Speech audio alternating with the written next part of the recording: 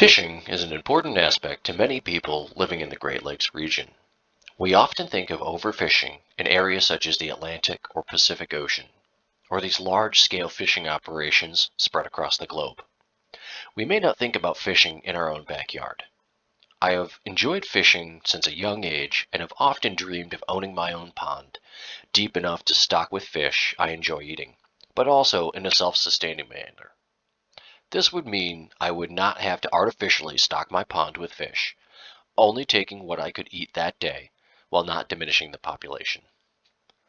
So to start this project, I checked out the Department of Natural Resources website looking for information on fishing in Michigan.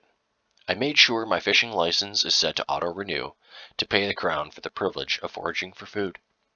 But if you have not done so before, you can start here by making an account and selecting what activity you wish to participate in. You can choose to fish for all species for the year, fish for the day, or choose hunting combinations to hunt for deer, elk, bear, or you can just fish.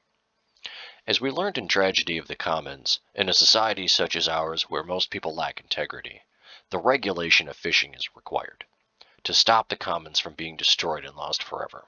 Hence, the need for some regulations. Regulations typically pertain to what species you're going after, when you are attempting to do this, where you are looking, how you are going to collect the species, the size that the species has to be a minimum to collect, and the amount per day, sometimes the amount per season. Looking for yellow perch, will be my example, as that is the fish I typically collect. You can fish all year. You can collect basically about up to 20 depending on the year. Sometimes they're more, sometimes less. But you can collect any size specimen. Unfortunately, some species are hunted too much. This seems to be the case for the lake sturgeon, where catch limits are 1 per angler per year. According to the Center for Biological Diversity, nearly 15 million adult fish were thought to have roamed the Great Lakes prior to the 1800s, when commercial fishing exploded. Now, less than 1% of approximately 1,000 fish remain. The sexual maturity plays an important role in the lake sturgeon's declining populations, with females breeding normally between 24 to 26 years, and males from 12 to 17 years. The spawning rates for the female are 3 to 7 years, and males spawn 1 to 4. This long lifespan before sexual maturity, coupled with differing spawn rates between sexes, is the leading mechanism to the decline of the species. Overfishing of these creatures has further devastated the populations. This fish is a great example of a species becoming functionally extinct, where large animals are being removed from an ecosystem due to overfishing and reproductivity. This is a close-to-home example of sharks being functionally extinct around the Great Barrier Reefs and other parts of the globe. A small upside is that conservation efforts are underway to save the species, with recent studies finding that fish are still producing in the wild. Next, we'll move on to other fish that we can actually catch and eat in the rivers and lakes in Michigan.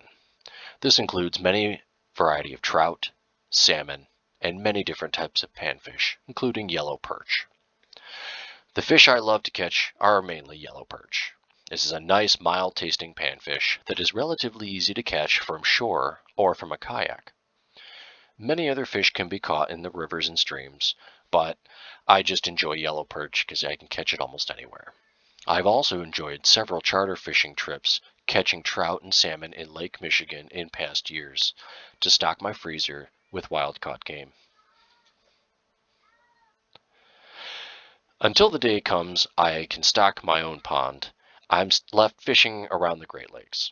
After saying this, I'm sure many of the three of you watching are disgusted at the thought of eating fish from local sources, mainly due to the pollutants, and I will agree with you. One of the biggest things to consider is how much fish can be eaten from the Great Lakes, not only because of size limitations, but because of the toxins these fish have in their flesh from human pollution. The state government puts out information for the state to use for conservative estimates on fish consumption. As a homesteader, this is an important table to know. Again, this is the biggest reason I want my own pond.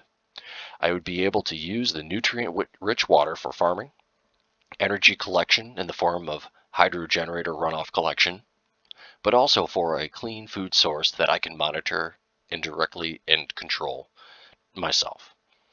If I need to, I could set up a fish nursery to stock my pond in any times I need. Realistically, I could be eating at most 8 to 10 meals consisting of fish per month. There are many other tasty animals waiting for me to cover in butter and herbs, then roast over an open fire.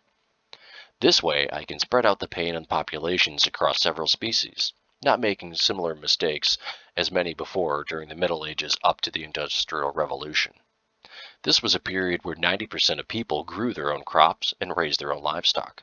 Unfortunately, people were only growing cereal crops or single crops, and during bad seasons, their entire harvests would be lost. Until near the Industrial Revolution, people started to diversify what they grew, simultaneously putting nutrients back into the fields by rotating crops, but keeping different species in stock than your neighbor to avoid endemic issues, or by exchanging livestock between distant relatives.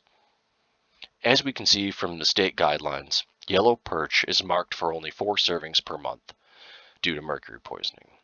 This would not meet the requirements that I would need to feed myself and my family, especially my dog, who also needs a good, clean source of protein. That is why I drive 1 hour north to a small river that actually runs next to my parents' property. The downside is the 2-hour round-trip drive, which is a huge carbon footprint to attempt to catch small, clean, local fish, not mentioning the enormous cost of fuel and fishing equipment. I chose the Pine River at this location because it meets the St. Clair River, offering me a better opportunity to catch fish. Here, I have both a slow river environment and a fast river environment, where a variety of fish, including channel catfish, can be caught. Channel catfish, however, has an advisory to cut off extra fat, as this is where most toxins are being stored. Also, the state recommends anyone under the age of 15 or pregnant women not to eat channel catfish due to the amount of toxins in the flesh. This is true for several species of fish in the Great Lakes. The consumption limits where I fish are much lower than those of the Detroit metro area, as well as for the lower half of Michigan. In St. Clair, the consumption limit for perch is double that of Detroit, so I could eat 8 servings per month of yellow perch. Has anyone thought about the levels of toxin in the fish that they consume at the supermarket? Or where that seafood comes from? If it's from a farm, or if it's wild caught? And if wild caught, what rivers and streams, or what lakes? The cost of yellow perch at my local store, is Nino Salvaggio's, is about $18.99 a pound, which is supposed to be sourced locally, meaning Michigan. Generally, I only catch 1 or 2 meals per month at most from local sources. This is again because of the large amount of toxins in the water. If that doesn't speak volumes in itself, a recent publication by Vincent Slaub and Associates, done over an 8-year period, found that 48% of bald eagles and golden eagles have lead poisoning, and according to the authors, the prey is the source of lead. So we are a poisoning species lower on the food chain, with lead shot from shotguns, which are then eaten by these large birds. We are poisoning the terrestrial and aquatic ecosystems through our destructive pollution. Final thing to talk about is invasive species. Like any other ecosystem, the Great Lakes are threatened by invasive species. There are a few species that need to be watched for in our aquatic ecosystems. The big surprise to me during this project was forgetting about the plants that can be invasive as well. I hope the two of you still watching learned something from this project as I have. Getting to the source of these pollutants to clean up our commons is important for everyone. Without integrity being taught to our children and learned as adults, our commons are slowly going to disappear. Many of us currently don't have the means to feed ourselves, going from a time when 90% of the people on the planet grew their own food to a point where 90% rely on a very small percentage to grow their food doesn't seem like a stable system. I hope this makes a clear argument for wanting a clean, sustainable, isolated source of fish and food in general, really, for any hope at a sustainable future. Now, please enjoy several minutes of me attempting to fish and fail. If I needed fish to survive, I would have died long ago. Lucky for me, I know how to forage for tacos. Thank you guys very much.